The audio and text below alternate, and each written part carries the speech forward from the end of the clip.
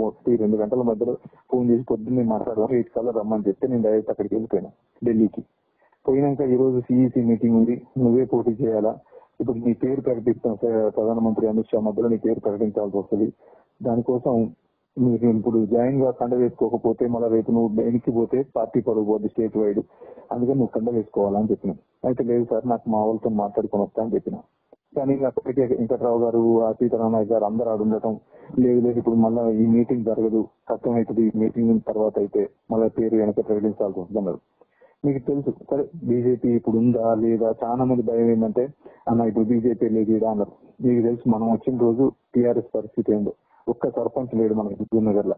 కానీ మనం వచ్చి 120 సర్పంచ్లకు వచ్చినాం, పిఏసీఎస్ 17 గెలిపించుకున్నాం, ఎంపీపీలు గెలిచినాం, జెడ్పీటీసీలు గెలిచినాం, అన్ని వరుసకు వచ్చినాం. కానీ నేను ఫెయిల్ అయింది కొద్దిగా యూత్ కి ఏమైనా చేద్దాం అనుకున్నా, దాంట్లో కొద్దిగా ఫెయిల్ అయినా. ఎందుకంటే పొద్దు ఊపులు లేచిన దగ్గర నుంచి పెళ్లిళ్ళు, పేరంటాలు, చావులు, ఉరుకులు ఏది పని చేసే లేకుండా అయిపోయింది. ఇప్పుడు కేంద్ర ప్రభుత్వ సహాయంతో మనం యువతకి చేయలేస్తాం, ఉద్యోగ కల్పన స్కిల్ సెంటర్స్ పెట్టలేస్తాం, ఉద్యోగ కల్పన కోసం చేయలేస్తాం.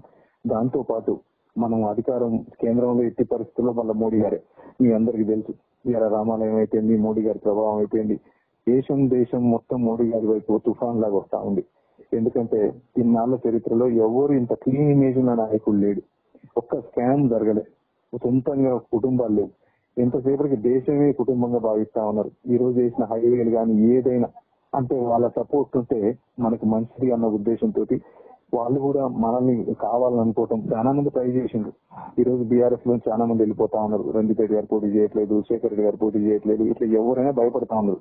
ఎందుకంటే రేపు జరిగే పరిణామాలు ఎట్లుంటాయి ఏంటి అని. రేపు మళ్ళా రేవంత్ రెడ్డిని దింపాలా, అది చేయాలి ఇది చేయాలని కొంతమంది కాంగ్రెస్ లో అనుకుంటా ఉన్నారు. అట్లాంటి వాళ్ళకి మళ్ళా మన వాళ్ళే సపోర్ట్ చేయొచ్చు. దీని లాస్ట్ ఎలక్షన్ పోయే కల్లా మళ్ళా మనమే ఆగం కావచ్చు. అందుకని వీటన్నిటిని దృష్టిలో పెట్టుకుని నేను మీరందరూ నా ఏమంట ఉంటారు అనుకునే, నేను ఒక్కడిని పోయి ఏం చేస్తా, దాంట్లోకి నేను ఒక్కడిని పోయినా ఏముంటది, మీరందరూ ఖచ్చితంగా నా ఎంట ఉంటారు చేస్తారు అనుకునే. ఇంకొంతమంది ఏంటంటే ముస్లిం సోదరులు ఉన్నారు, వాళ్ళకి బీజేపీ అంటే పడదు, బీజేపీ అంటే సైజన్ మీకు చేస్తారా అని. కానీ మీకు తెలుసు నేను మీకంటే ఎక్కువ ముస్లింని, దర్గాకు పోయినా ఎక్కడికి పోయినా ఇది నాకు సొంత కుటుంబం. ఇది లోకల్ అనుకునే పని చేసిన, మనం అనుకునే పని చేసిన, అది పార్టీ ఆ మతం అని పని చేయలే, ఎవరికి ఒక్కలో అని పని చేయలే. ఎవరైనా మాకు సైజన్ అంటే అర్ధరాత్రి పొందుకుంటూ కూర్చున్నా, వేరే పని లేకుండా 5 సంవత్సరాలు గడిపిన. కాబట్టి మీరు ఆలోచించండి ఒక్కసారి.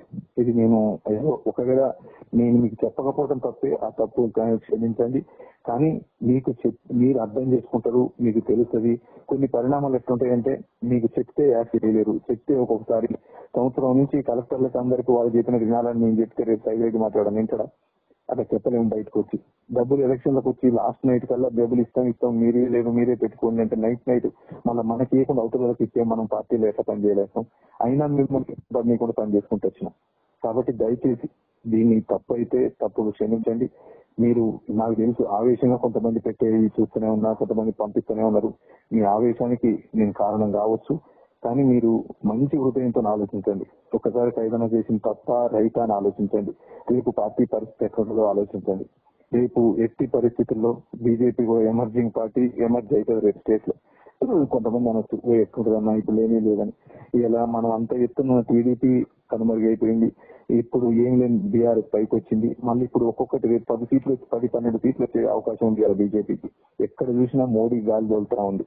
అందుకని అంటే ఆ క్లీన్ ఇమేజ్ పనిచేస్తామనే ఇమేజ్. కాబట్టి మీరు సహృదయంతో ఒకసారి ఆలోచించండి. మళ్ళీ 2-3 రోజుల్లో ఒకసారి నేను హుజూర్ నగర్ వస్తా, మీటింగ్ పెట్టుకుంటా. మీకు కోపం ఉన్నా ఆ కోపాన్ని ఒకసారి ఆలోచించి చూడండి, నన్ను ఒకసారి ఆలోచించండి. నేను చేసిన తప్పు అయితే క్షమించండి.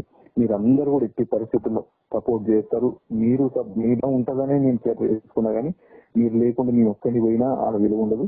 మీరు అందరూ కూడా ఖచ్చితంగా నా ఇంటర్ రావాలా, వస్తారని ఆశిస్తా ఉన్నా. జై తెలంగాణ.